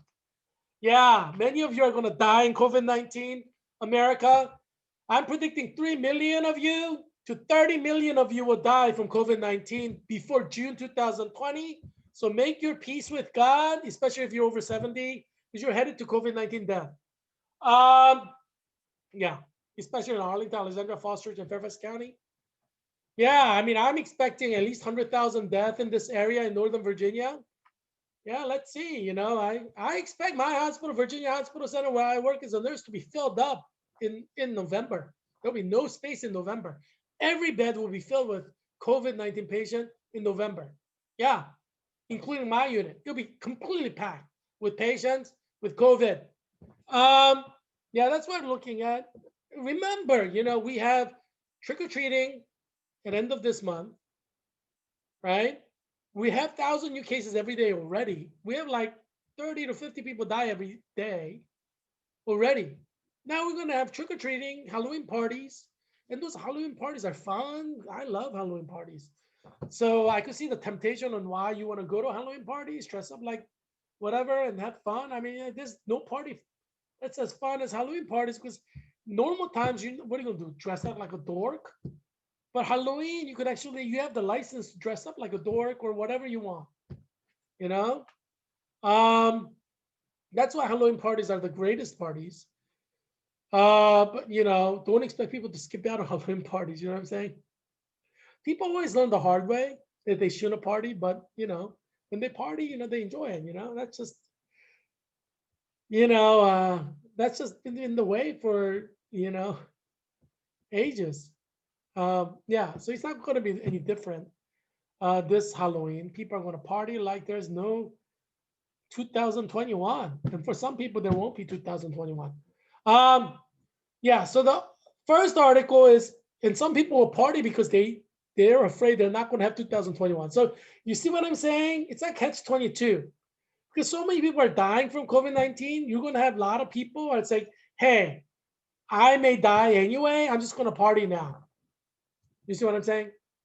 So, you're going to have different responses by different human beings because people are different. Some are sick of COVID already, and we're looking at 10 or 20 more years. And, those people are sick of COVID and don't social distance, self-isolate, they're going to be the ones dying, or driving up the death numbers, because it is COVID. It's a virus. It's going to kill you if you allow it to infect you and you don't get treatment in a timely fashion. So you got to expect a lot of people to die. That's why, I expect 100,000 people to die in Virginia's 11th district, 10th district, and 8th district. I expect it. Yeah, I'll be surprised if less than 100,000 people die in this area. I'll be surprised. Because obviously I've been trying to get government officials, local officials to shut down Halloween in Arlington County, Alexandria City Council, Falls Church City Council, and Fairfax County Board government, but they're not doing it. They're not listening. But that's life, right? People don't listen, right? People don't listen. If Adam and Eve listened and didn't eat that fruit, they would never have tasted death. They'll be immortal. But what did they do? They didn't listen, right? I mean, how many times have you told your children, you don't listen? You didn't listen. How many times do you say that? Not just your children. How many times have you told your husband, you don't listen? How many times have you told your wife, you don't listen? You didn't listen. You see what I'm saying? You see what's going to happen? That's why I have no doubt 100,000 people are going to die in Arlington, Alexandria, Falls Church, and Fairfax County in the next 6 months of flu season. 6 months. 6 months of flu season. 6 months. We're not talking about like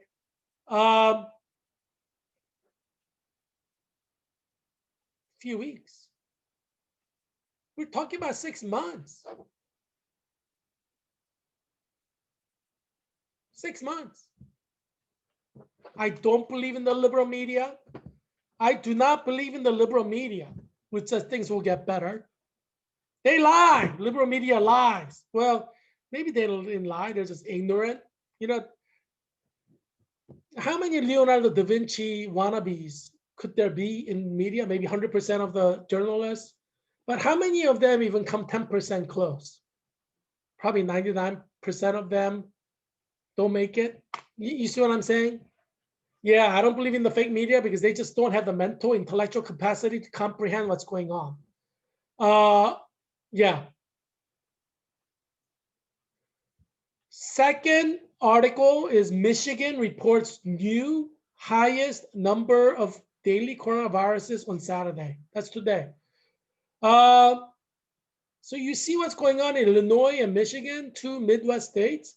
Let's first read the quote from the first article by Claudia Harmata in People magazine.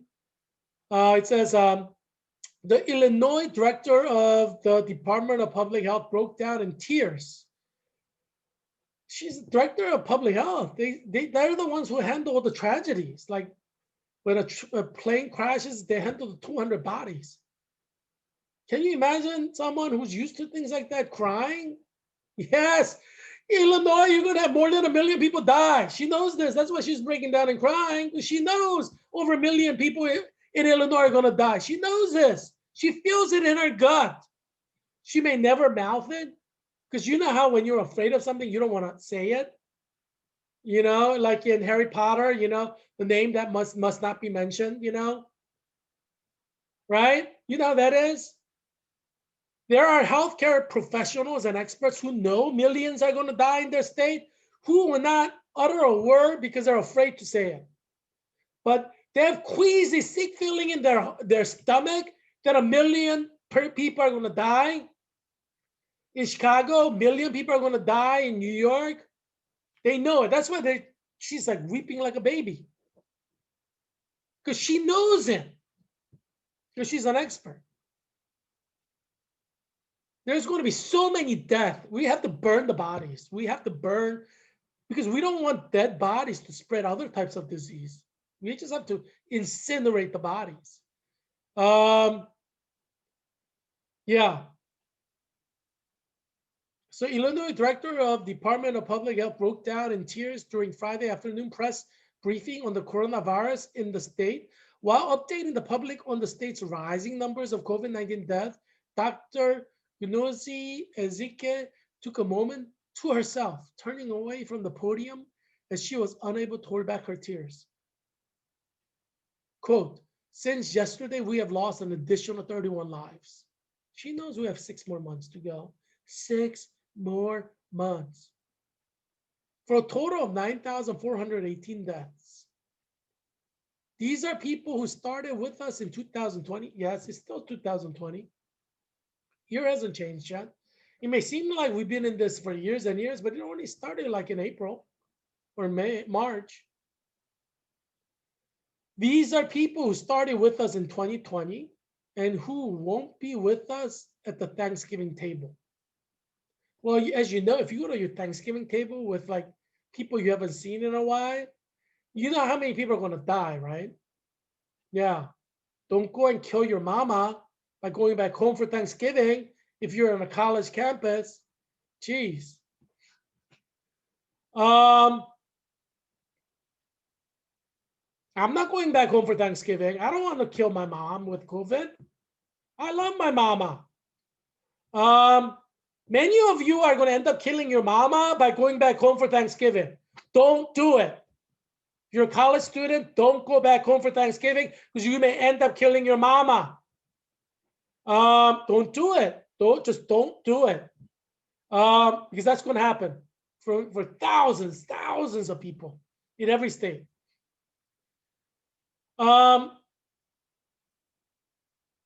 These are people who started with us in 2020 who won't be with us at Thanksgiving table. You go to your Thanksgiving table, your mama may not be at your Christmas table. She said, quote, today we are reporting 3,874 new cases for a total of 364,033 confirmed cases since the start of the pandemic. That's like 4,000 cases in a day in Illinois. They're not shutting down. Are they crazy? Illinois needs to shut down completely. Are you guys idiots?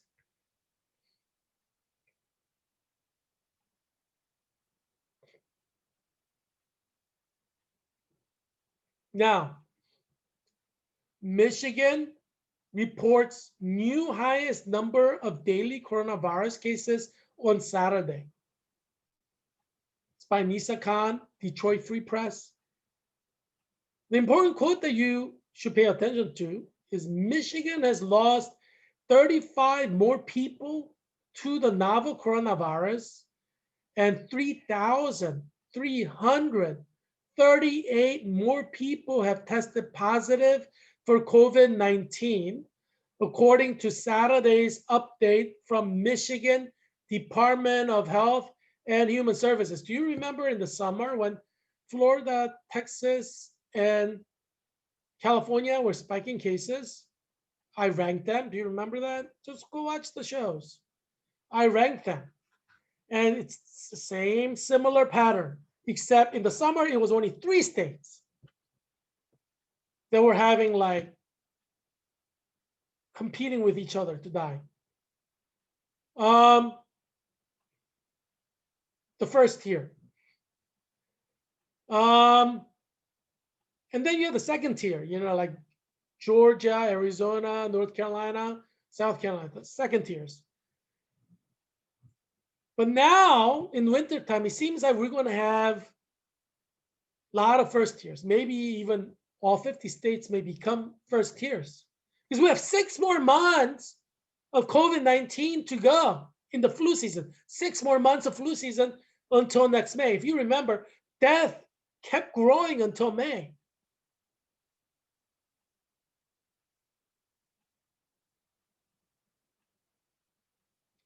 So to continue with the article, Saturday's update is the highest daily case count the state has reported since October 15th at 2030. So similar things are happening, right? So October 15th, that was like a week ago, I guess. They hit 2,000. Now they're hitting 3,000. You see the pattern? It's going to go to 5,000. It's going to go 10,000. That's how it was in Florida. That's how it was in Texas. That's how it was in California. They're repeating that kind of pattern here, which included some of the previous days' uncounted cases, but there's still cases that happen. The state's daily cases have high. The state's daily cases have been high since then. I guess they left out a word. Yeah. As I said, COVID-19 is forever. This is the new normal. So forget anything that happened before 2020, March. This is what you have. This is what you will have for decades to come. That's why I'm saying, government needs to produce like ventilators or insulators or masks that are next generation, because this is like here forever. Yeah. So only way we can really protect ourselves is by like some kind of respirator, finding a way to eat safely without getting infected.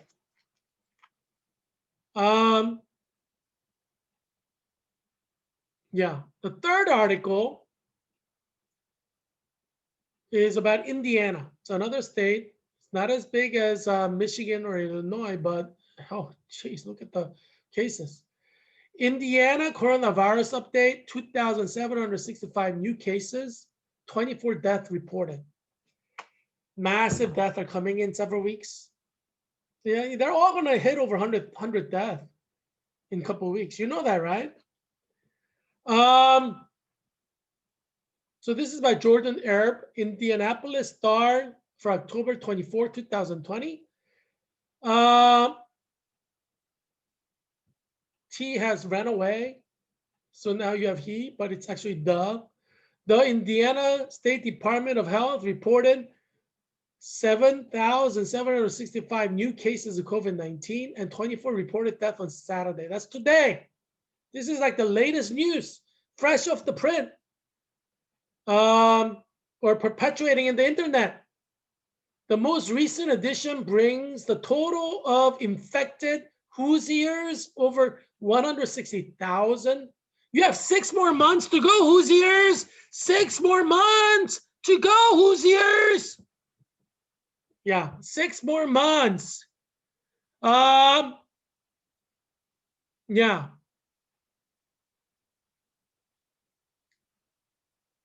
The Indiana State Department of Health reported 2,765 new cases of COVID-19 and 20 related deaths on Saturday. related deaths. And you're gonna have so many more related deaths a couple of weeks from now.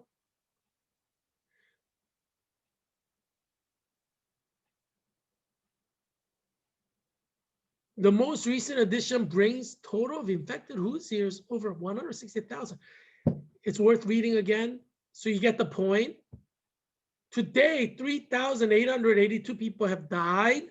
Do you see the death going up and up and up, up and up and up, up and up and up? Today, 3,882 people have died of the virus in Indiana. In addition to confirmed deaths, 236 probable deaths have been reported. Probable deaths are based on clinical diagnosis in patients whom no positive test is on record. So, yeah. The whole world is falling apart. The whole world is falling apart. Yeah.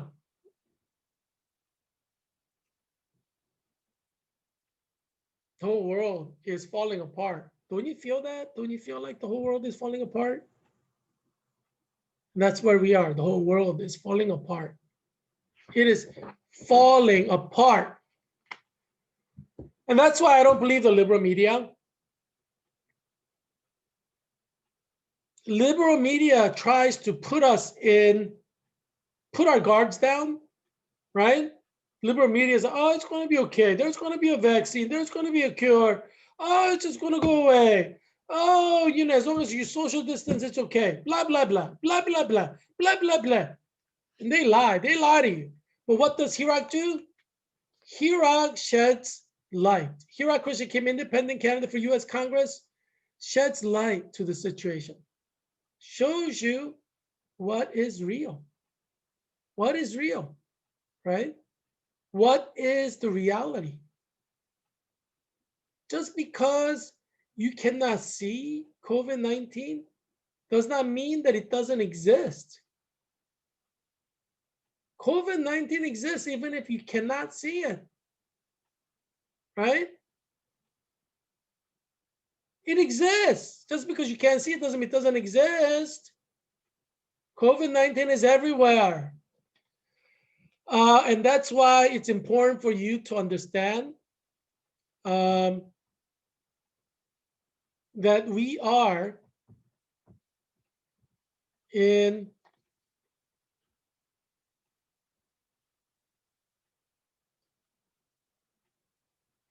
emergency mode as a nation. A lot of people are going to die.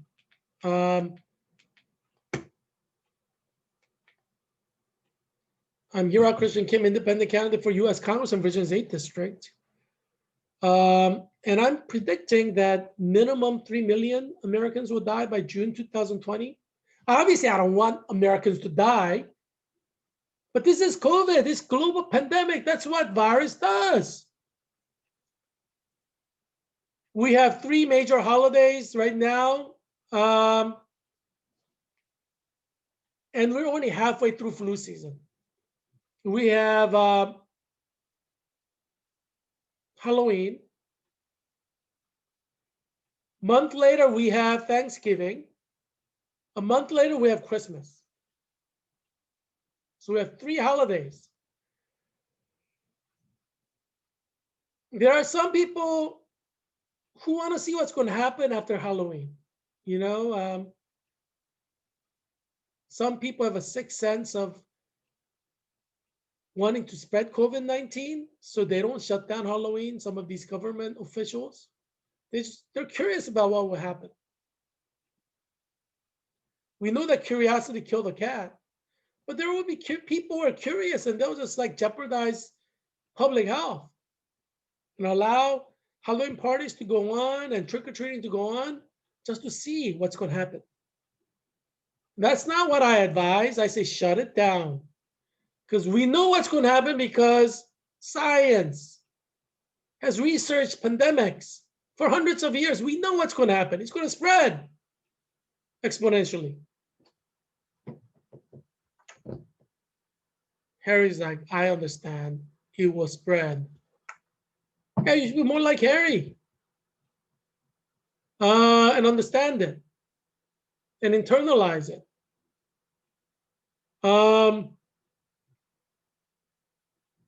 Yeah.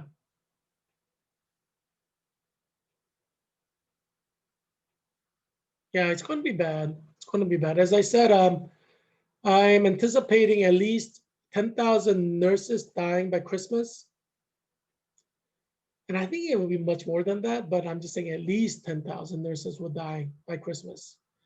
Because, I'm predicting that Virginia Hospital Center will be completely packed with COVID patients in November.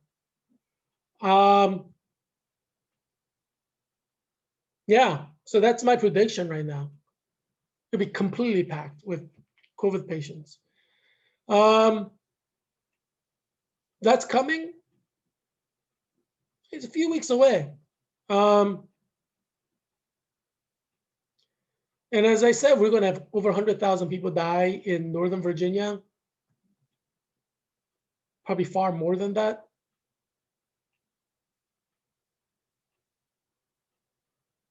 And that's why, I want to do a cheer for my, I guess I want to do a cheer for my current core members. I've been doing cheer for Georgetown because I got my CNL 3-year full-time master's level education there. And I love you guys, my CNL 2020 cohort, but now I'm in a new cohort at Virginia Hospital Center. We have 17 people, and, I'm sure not every one of us will survive by Christmas. Unfortunately, I hope every one of us survive. I wish, I keep my fingers crossed, but not everybody's going to survive. I mean, it's just fact of life, Virginia Hospital Center is going to be packed with COVID patients by November, and people are going to die in large numbers like in November. And Christmas is still like over a month away. You see what I'm saying? So I'm sure, we'll probably lose 1 or 2 at least in our cohort, if not more, by Christmas. I think, every nurse who's in a residency program now, working in a hospital, looking at COVID-19 understands that they can die from COVID.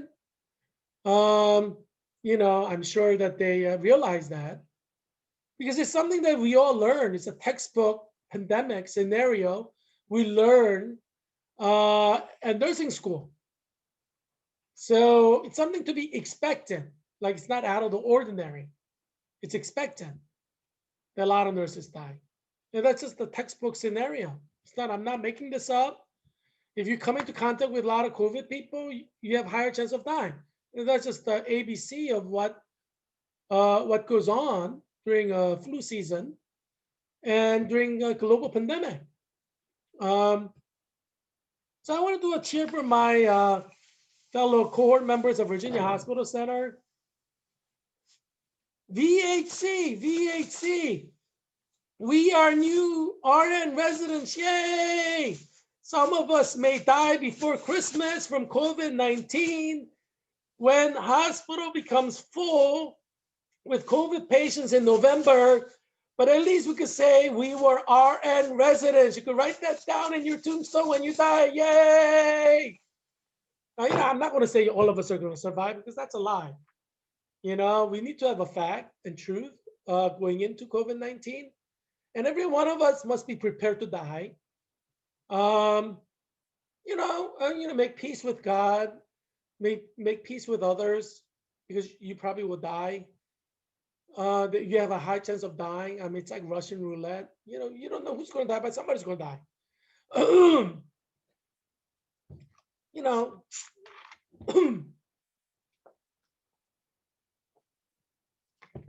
That's to be expected.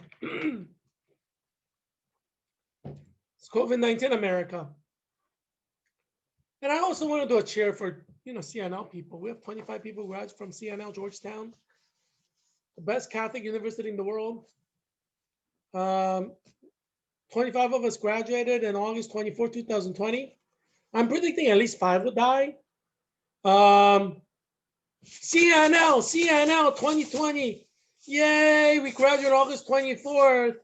Some of us will die Some of us will die. Some of us will die before Christmas. Well, at least we know that we have finished our CNL program and graduated from Georgetown. Yay! I don't believe in the liberal media. I do not believe in the liberal media that tries to lie to us and say everything's going to be okay. If you know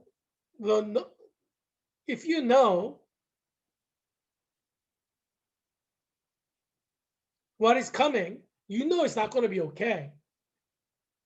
That's like 100% certain it's not going to be okay. Obviously, it's not going to be okay to a greater serious degree for people who lose a lot of people to COVID death. But we're talking about 3 million to 30 million Americans dying before June 2021 from COVID-19. Yeah, you just want to get away maybe, but as I said, there's nowhere to go. COVID-19 is everywhere. It's everywhere, and its main purpose is to infect. Yeah, COVID-19 is going to be infecting a lot of people. It's already infecting a lot of people, but it's only going to grow. Remember, it's only starting. COVID-19 third spike is only in the starting stages.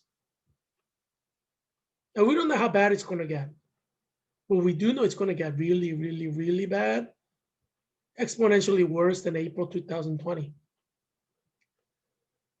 That's one thing that's 100% guaranteed. It's going to be exponentially worse than April 2020. Most of you probably forgot what it was like in April 2020, even nurses.